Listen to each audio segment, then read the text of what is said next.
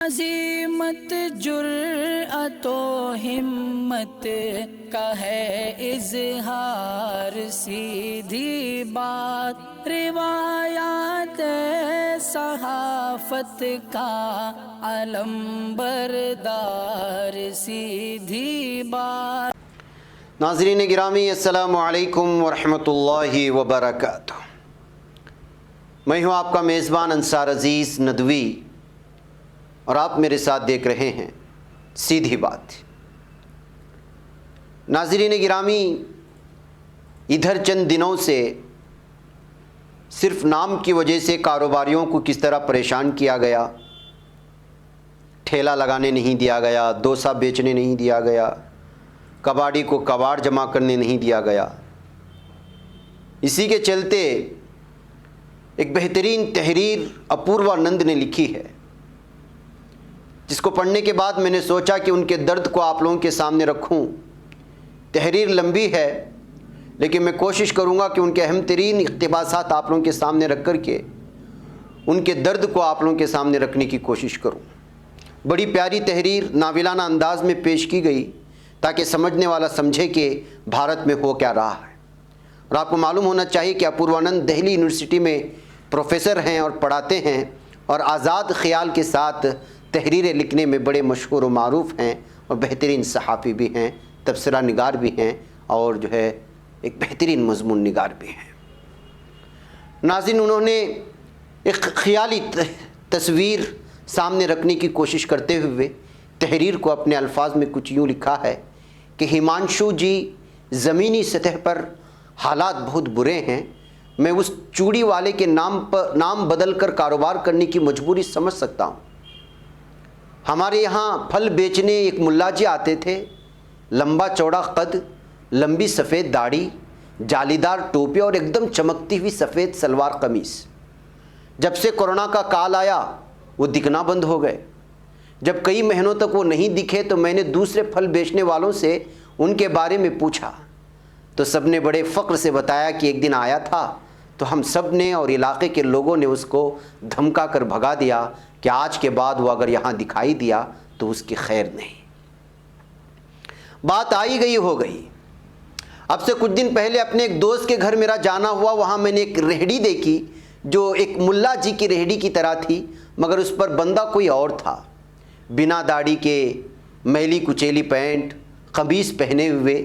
जब तक मैं उसे पहचानता वही बोल पड़ा, नमस्ते बाऊजी, और चापलूसी के अंदाज में बोला, बाऊजी यहाँ लोग मुझे मुन्ना के नाम से जानते हैं। हिमांशु कुमार बचपन को याद कर रहे थे। उनकी और उनके मनिहार की, उनकी माँ मनिहार से चूड़ियाँ लिया करती थी। हमारी माँ मुजफ्फरनगर में हमेशा एक बुज़ुर्ग मुसलमान मनिहार से चूड़ियाँ पहनती थी। वो बुज़ुर्ग मनिहार मेरी माँ को अपने हाथ से चूड़ियाँ पहनाते थे। चूड़ियाँ पहनने के बाद मेरी माँ अपनी साड़ी का आंचल सर पर रखकर उन बुज़ुर्ग मुस्लिम मनिहार के पाँव छूती थी और वो मेरी माँ के सर पर हाथ रखकर कहते थे, बेटी तेरा सुहाग सदा बना रहे। नितिन गर्ग ने इस याददाश्त को पढ़कर अपनी हालिया याददाश्त सुनाई। हिमांशु कुमार की माँ के घर मनिहार अपनी पहचान, अपने नाम के साथ न सिर्फ बेखौफ आ सकते थे बल्कि बाइज्जत भी। जिसके घर आए वो उनकी कद्र करती थी। मनहारों और मनिहारनों से ख़ास किस्म का रिश्ता घर की लड़कियों औरतों का हुआ करता था। वो हिंदुओं के घर भी जाते थे, मुसलमानों के घर भी जाते। किसी हिंदू मर्द ने शक नहीं किया कि ये मुसलमान मनिहार उनकी औरतों को फुसला लेंगे। अब ये सब कुछ ज़्यादातर लोगों को नाकाबिल यकीन लग सकता है, लेकिन हम सब के लिए ज़िंदा हकीकत रही है। मुझे ख़ुद सेवान के तरहा टोली के लाल बाबू सुनार के अपने मकान में आने वाली मनहारानों की याद है, वो हिंदू नहीं थी। हिमांशु कुमार की इस काबिल फ़ख्र और तकलीफ़दा यादों को पढ़कर नितिन गर्ग ने अपने ये हालिया याददाश्त सुनाई। उन्होंने भी बिना किसी तबसरे के उसे बयान किया। हिमांशु कुमार और नितिन गर्ग की याददाश्तों में सिर्फ वक्तों का फासला नहीं है, गोया ये दो अजनबी मुल्कों की कहानियाँ हैं। नितिन ने अलग से ये नहीं लिखा कि अपने मुल्ला जी को मुन्ना के रूप में देखकर उन्हें क्या लगा, लेकिन हम आप उनके दिल पर जो गुजरी होगी उसे महसूस कर सकते हैं। हिमांशु कुमार के वक्त से नितिन गर्ग के वक्त का फासला कैसे बना और कैसे तय हुआ, आप अंदाज़ा लगा सकते हैं। नितिन को पढ़ते हुए अभी 10 रोज़ पहले चंडीगढ़ में अपने सहाफ़ी दोस्त एसपी सिंह के साथ हुई बातचीत याद आ गई। वो ड्राइव करते हुए अपने उस टैक्सी वाले को याद कर रहे थे कोरोना इन्फेक्शन की वजह से जिसका काम बंद था। वो उसकी कुछ मदद करना चाहते थे, इसलिए उसके बैंक की तफसीलात मांग लिया। जब वो उसके खाते में रकम डालने का अमल पूरा कर रहे थे तो उसका नाम उभर आया। एसपी सिंह को झटका लगा।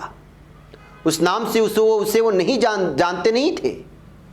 ये एक मुसलमान नाम था, लेकिन इस राज के इंकिशाफ ने एसपी के मन में एहसास नहीं पैदा किया कि वो उन्हें इतने दिनों तक धोखा दे रहा था। उन्होंने पैसे उसके खाते में डाल दिए। एसपी सिंह समझ सकते थे कि वो क्यों अपने असली नाम से काम करना महफूज नहीं मानता होगा। उन्होंने अपने मुल्क के हालात पर ठंडी सांस भरी जिसे वो अकेले नहीं बदल सकते थे। ऐसी आबो हवा जिसमें कोई ना अपने चेहरे, ना अपने कपड़ों और अपने नाम की वजह से डरा सहमा दबा दबा फिरे। पहचान का तस्वुर खालिस इंसानी ईजाद है। पहचान के लिए खून की नदियां बह जाती हैं। पहचान का सवाल इक्तिसादी सवालों के कहीं ऊपर है।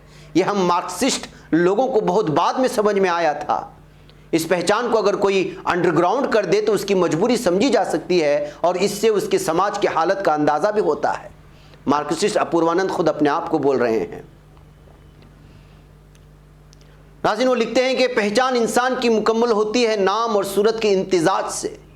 आपको कई बार चेहरे याद आते हैं और उनके नाम नहीं। कितनी छटपटाहट होती है वैसे ही जब कोई सामने पड़ जाए और आप उसका नाम भूल गए हों। आपको कितनी शर्मिंदगी होती है और उसे एहसास कि वो आपके लिए इतने अहम नहीं कि आप उसका नाम याद रखने की मेहनत करें।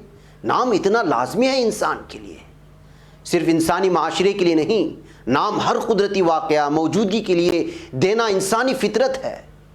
हज़ारी प्रसाद द्विवेदी ने अपने मशहूर ज़माना मजमून कटज में शवालिक के दरख्तों से अपने मुकालमे को हमारे लिए कलमबंद किया है। मैं किसी का नाम नहीं जानता, कल ख़ानदान नहीं जानता, शील यानी फितरत नहीं जानता, पर लगता है जैसे ये मुझे ज़माने कदीम से जानते हैं। इन्हीं में एक छोटा सा बहुत ही टिगना पेड़ है, पत्ते चौड़े भी हैं, बड़े भी, फूलों से तो ऐसा लदा है, पूछ रहा है कि क्या तुम मुझे भी नहीं पहचानते। और शर्मिंदगी के एहसास में डूबा हुआ मुसन्निफ जवाब देता है, पहचानता तो हूँ, ज़रूर पहचानता हूँ, नाम भूल रहा हूँ, सूरत देखकर अक्सर पहचान जाता हूँ, नाम याद नहीं आता। लेकिन मुसन्निफ को मालूम है कि नाम ऐसा है कि जब तक रूप के पहले हो जाए तब तक रूप की पहचान अधूरी रह जाती है।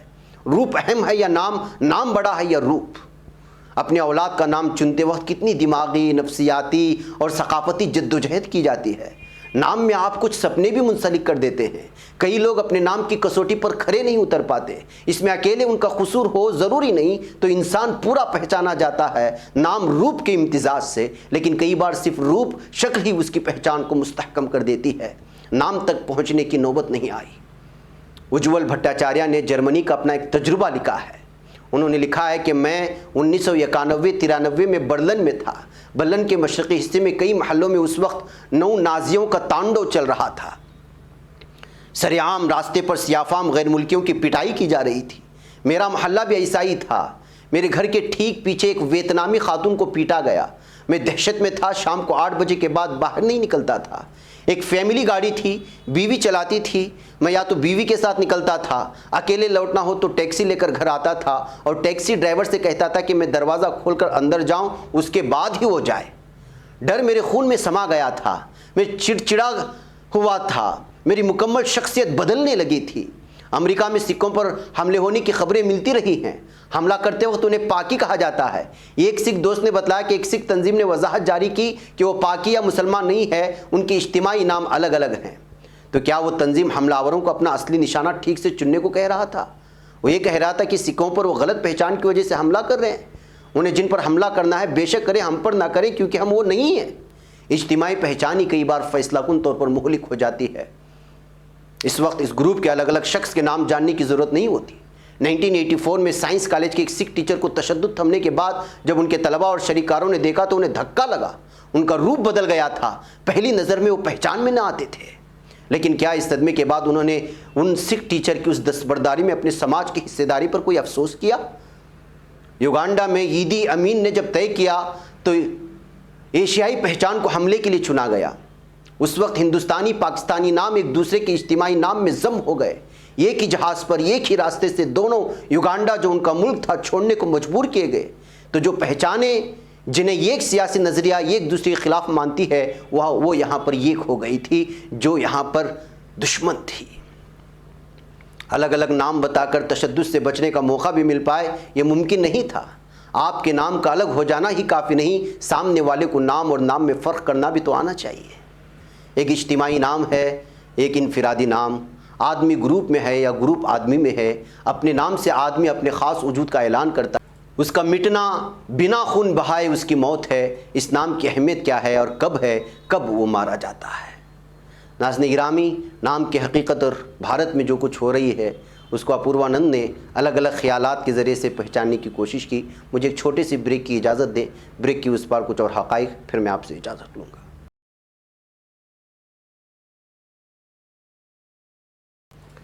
नाज़रीन गिरामी, इस्तक़बाल है सीधी बात की अनोखी महफिल में। नाज़रीन, वही मुसन्निफ़ कटज की सतरें हैं कुछ।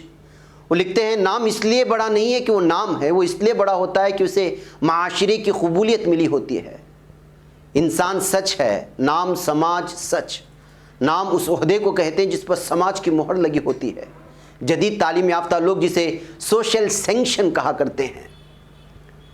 रूप भी समाज या कम्युनिटी सच हो सकता है। ये उज्ज्वल भट्टाचार्य जैसे न जाने कितने लोगों के तजुर्बे साबित है। आपको देखते ही जब एक भीड़ पहचान ले तो आपके रूप को इंसान की सच्चाई की जगह कम्युनिटी की सच्चाई मान रही होती है। जब वो इस शक्ल सूरत के जिसमें रंग शामिल है एहसास महज से कत्ल पर आमादा हो जाए तो क्या ये उस रूप की कमी है या उस हुजूमी समाज की। रूप धोखा दे सकता है, यानी मैं जिसे दुश्मन मान बैठा हूँ अपने रूप से मुझे अपना जान पड़ सकता है। तो अपनेपन के इस फरेब से जो वो मुझ जैसा रूप रखकर मेरे साथ करना चाहता है, मैं खुद को कैसे बचाऊं। जर्मनी में यहूदियों को जो पीला बला लगाना पड़ता था वो आर्याई जर्मन को इसी धोखे से बचाने के लिए। खुदरत ने जो गड़बड़ कर दी है उसे दुरुस्त करने का और कौन सा तरीका हो सकता है। उसने लोगों को अक्सर एक जैसा बना दिया जबकि हम अलग अलग रहना चाहते हैं। अगर समाज की मोहर ना हो तो नाम जानने की ज़रूरत भी नहीं होती, लेकिन जिस जगह एक जैसी शक्ल वालों के कई नाम होते हैं तो नाम पर मोहर की ज़रूरत पड़ती है। किस नाम को कौन सा समाज शर्फ़ कबूलियत बख्शेगा, यानी ख़ुद में शामिल करेगा, और कौन सा नाम उसके अंदर के तशद्दुद को हवा देगा, उससे उस समाज उस नाम के रिश्ते का पता चलता है। किन नामों के लिए दरवाजे खुले हैं, सड़कें पुरसुकून हैं, किन के लिए नहीं। सड़कें सड़कों से घिरी होती हैं, महल्ले महल्लों से किस गली में घुसते हैं आपकी धड़कन तेज़ हो जाती है, किस सड़क पर बिना दाएं बाएं देखे चले जा सकते हैं, ये अहम तरीन सवाल है।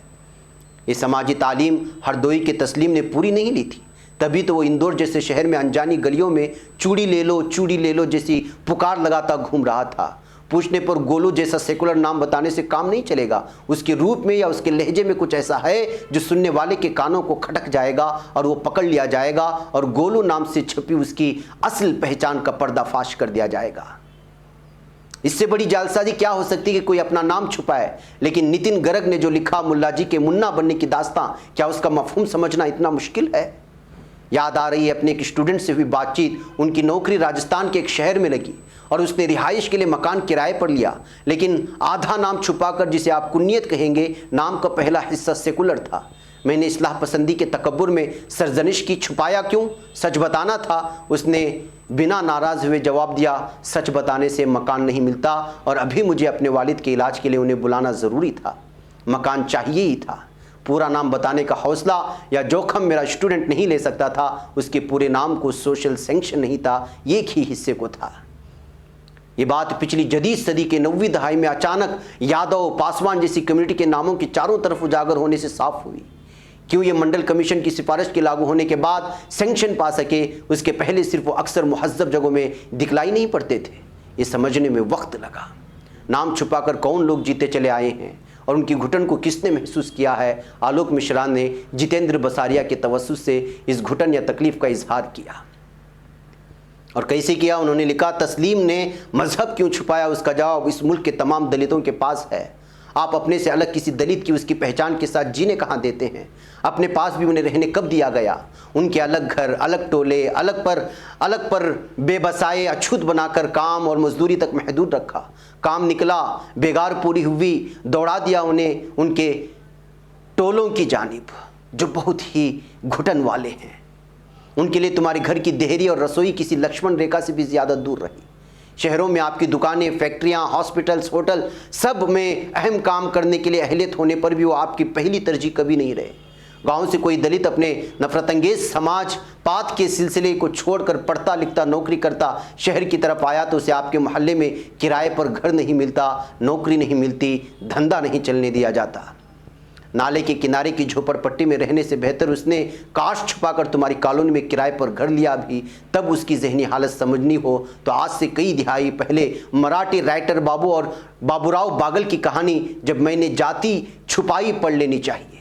ये जाति छुपाना इतना तकलीफदा होता है कि जिसे तुम कभी महसूस नहीं कर सकते। जाति छुपाकर वो लोग अपनी ही दफ्तर के हमजात लोगों, घर परिवार और नाते रिश्तेदारों को अपने नाम निहाद इस किराए के घर में बुलाने से झिझकते हैं कि कहीं इस अशराफिया के महल्ले में उनकी जाति ना खुल जाए।